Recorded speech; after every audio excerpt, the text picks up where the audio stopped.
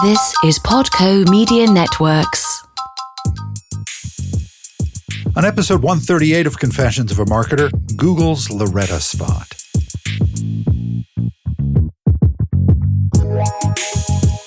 Hi, it's Mark Reed Edwards. Welcome back to Confessions of a Marketer. Vincenzo Landino is back to continue our chat about Super Bowl ads. We'll get to that in a moment. Maggie Fox will be in next time to chat about the CEO-CMO relationship and lots more. Mark Schaefer will be in soon to talk about his book, Marketing Rebellion. And we'll have Catherine Hayes, speaker, advisor, and co-host of CMO Spotlight on SiriusXM, and author of Beyond Advertising. She'll be in to talk about advertising and maybe some of the Super Bowl ads. We'll see how that goes. Lots more great discussions in store. All right, back to Vincenzo Landino. Last time we talked about Secret, Jeep, Walmart, Hulu, Mountain Dew, and Hyundai, but there was one that was missing, wasn't there? In this part, we discuss the Google Loretta spot. Plus, we get a glimpse into Vincenzo's background and what he's up to with AFTERMARQ. So let's get to it. So I want to start off this part of our discussion and talk about the Google spot, which I thought was wonderful. It's the kind of thing when you're watching it, you kind of get the hairs on the back of your neck going up because it's just something about the way it was edited, the soundtrack, all that just really worked really effectively. You know, I don't know if you've ever been a caretaker for someone with Alzheimer's, but I have. And, you know, my grandmother, she's got it. She's dealt with it. She's in the late stages of it. She's doing all right, but she's completely, mentally gone. And so you start seeing this, and it's also all of her brothers and sisters pretty much have it. So my dad's family and cousins and whatnot, my cousins on my dad's side, we've all dealt with it. We've all felt like super affected by it. Yeah, it just, it hit you. Like, it's like this, it was an ad where you're sitting there talking about Loretta now, right? We're sitting there like by name, we're like, oh, the Loretta commercial. Google can help you remember. Yeah, I cried like a baby through almost the entire thing. By about 20 seconds in, I was already tearing up. Yeah. And, I don't think all the features are 100% accurate. I think they definitely dramatize a little bit. But the fact that, Google is able to help you remember these moments and help you remember these things and reminisce. And serve up ads based on those. Yeah. I mean, there's all that conversation too, right? Like, well, they're collecting all this data. Like, sure. I mean, but just from the emotional piece of it, any ad, I believe there's like 27 human emotions or whatever. I mean, this thing and any ad really should strike some sort of emotion. It should, as a viewer, you should watch it and be able to put yourself in that protagonist seat and be able to sympathize or empathize with them. And this ad, you are, right? These are things you do every day. You search on Google, you ask Google to do things for you, like show me this or remind me of this, or whether it's Google or whether it's Siri, whatever it is. These are actions. These types of actions are things that we do all the time.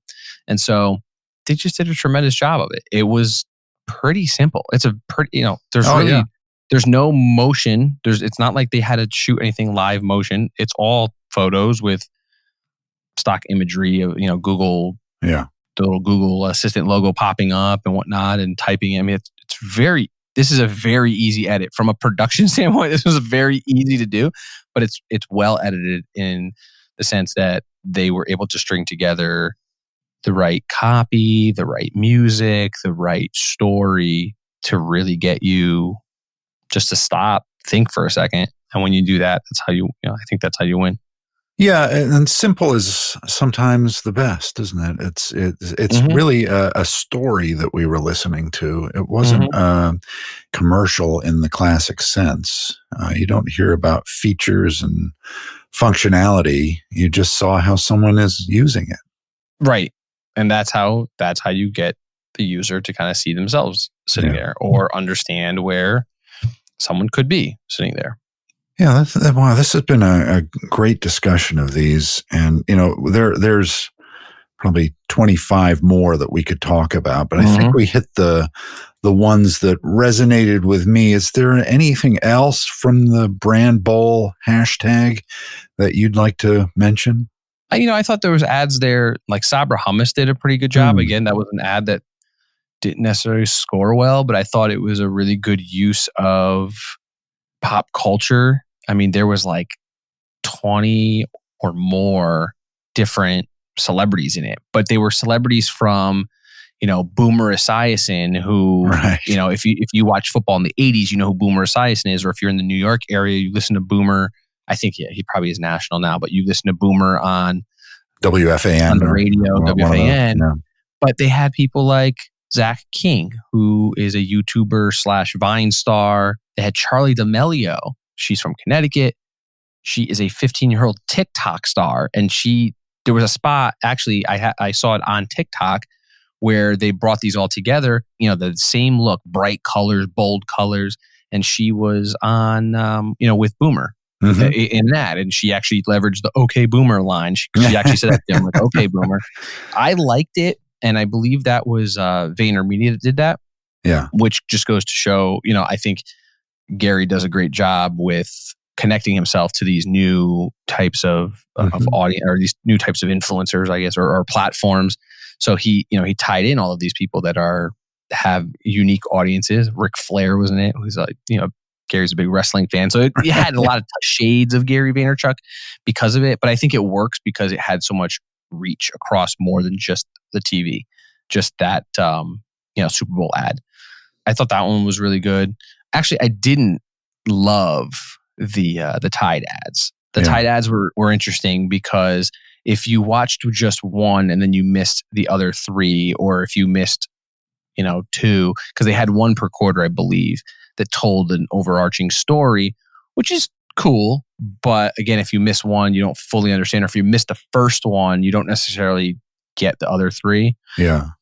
When they're old at the end of the game. Yeah, right? it was okay. I saw the previous ones, but I still had to jog my memory and like, what the hell is this even about? It was okay because I kind of was thinking to myself, like, is this a Bud Light ad or was it a Tide ad? And Tide had a unique spot, I think it was 2 years ago, where they did is this a Tide ad? Where like every commercial you were asking yourself, wait a minute, is this just a Tide ad? Right. So you kind of thought of that for a second. So I think they leveraged a little too much of their past success to try and make it feel like that again. Yeah. I didn't love that. I thought the Reese's commercial was actually pretty funny. Yeah. The woman was like using all those expressions, like, were you raised by wolves? And then you have like the guy with his head up his ass type thing, which is kind of funny. Right. You had like that visual. I remember that visually. I didn't remember what product it was.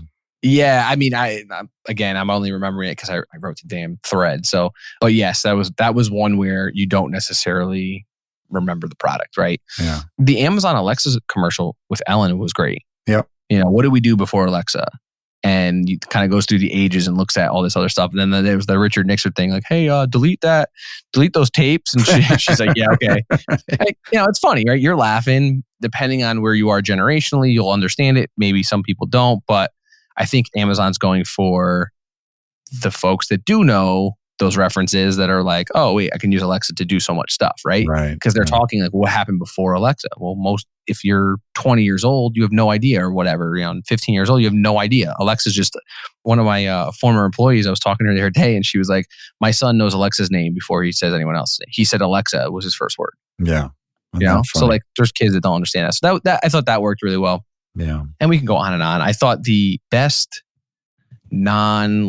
product commercial was Disney Plus. They flexed their Marvel Studios library, and they really hit it hard with what's coming up in the Marvel universe. Yeah. That's going to be exclusive to Disney Plus. I thought that was really, really well done. That one was it was simple. They just showed off some little snippets of the new shows they have coming up on Disney Plus. Right. You look at that and you're like, oh, wow, they've got some really good content there. Yeah. I mean, boy, and Disney Plus is actually a really good service. I've enjoyed it so far. Yeah. So anyway. All right. So let's put those commercials behind us and let's have a commercial for Vincenzo Landino and AFTERMARQ. Can you tell me about tell me your background and, how you got to where you are and what you're up to now? Background would take us too long. So I'll start in the nearer history. About 6 years ago, I was consulting for brands like social media. I was doing social media consulting and a lot of execution because at the time, like as a solo entrepreneur, it was not easy to I had some decent sized clients, but nothing crazy. And that's when I met my wife. She's on YouTube. And because of that, we decided like, man, we really could put our brains together and create a video offering for brands. How do we do this? AFTERMARQ was born out of really those ideas of we understand social and social strategy. We understand new types of media like YouTube, which to say it was new 5 years ago is actually kind of weird because it's been around for much longer. But to understanding how YouTube works was important. And we were approached by a company. And so we thought we were just going to offer strategy. We were approached by a pretty good size online real estate company, right? Realtor search company, whatever you want to call it, to help them create some short ads. And we were like, okay, cool. We'll drop the strategy. We'll help you create the ideas. We'll storyboard for you. And they're like, no, we want you to actually do it. And we're like, oh, okay. How much? Like, we had no idea. We're like, well, how much money is that worth to you? And they're like, oh, this is kind of an end of the year type thing. And we can give you like 30 grand. And we're like, what? And they're like, yeah, we can give you 30 grand for it. And I was like, okay. And we made like 5 short videos. Amy and I were featured in every single one. Yeah. Which was not the intent, right? That was never our intent, was to produce it. We produced it, edited it ourselves. Like we just never thought we were going to do that. We didn't want to necessarily. And then from that point forward, we said, okay, it looks like if we've got the right ideas, people will want to pay us not only for the strategy, but also pay us to produce. Mm-hmm. And so that's where we went. And then, since then we've kind of started, doing audio production as well for some of our clients. And, because podcasts are so important. So we're really like a full digital media production company. And right now we're working more towards strategy and providing the strategy and insight and ideas, because we understand, and we've been in enough Fortune 50 company, boardrooms where ideas sometimes are just very hard because the folks that are running marketing in these companies are so tied to certain guidelines and rules. They're oftentimes selling to their bosses, not necessarily the audience. So It's like you see these really strange marketing messages, or just messages that don't really fit who they should be and who they say they should be, right? You got the CMO talking about sustainability, but yet you have marketing messages that are going out that are all about just forcing their product down people's throats. So, we've kind of approached it where we are those eyes on the outside. We are able to kind of give a fresh perspective. And a lot of times we do the execution and the production. A lot of times we don't. It really depends on the client need and the budget, but that's essentially where we are. That's cool. And you're in the camp that Die Hard is a Christmas movie, huh? Die Hard is 100% a Christmas movie. Yeah, I guess it is, because it's 100%. It's something that the whole family can kind of gather around and watch. And John McClane Saves Christmas. How is that not a Christmas movie? Yeah, it's the same. I mean, like you would say, would you say Home Alone is a Christmas movie? Sure. Yeah. Okay. Well, if you say Home Alone's a Christmas movie, Kevin McAllister just saves Christmas, right, for himself. Yeah. John McClane saves it for an entire group of people that was going to die from terrorists. No, it's one of those. It's honestly one of those really fun things to discuss with people, because it's always like either you absolutely believe it or you absolutely don't, and it's just kind of funny. Yeah. Well, I'm kind of with you on that. That was Bruce Willis in his prime too. So, and who doesn't love Bruce Willis? Yeah, it's not exactly White Christmas, but it's a Christmas movie. I'll grant you that. It's one of those things you enjoy it for what it is. Yeah. And here it is, February, and we're talking about Christmas. Yeah, exactly. Because we're debating about Die Hard. So. Anyway, Vincenzo, it was great to chat with you. I loved learning about your point of view on these spots from the Super Bowl, and learning what you're up to at AFTERMARQ and in the rest of your life. I really appreciate you joining me. Thank you. I appreciate you having me. All right, next time, Maggie Fox on the CEO-CMO relationship, so stay tuned. Confessions of a Marketer is a trademark of Podco Media Networks, and this episode is copyright 2020. I'm Mark Reed Edwards. See you next time.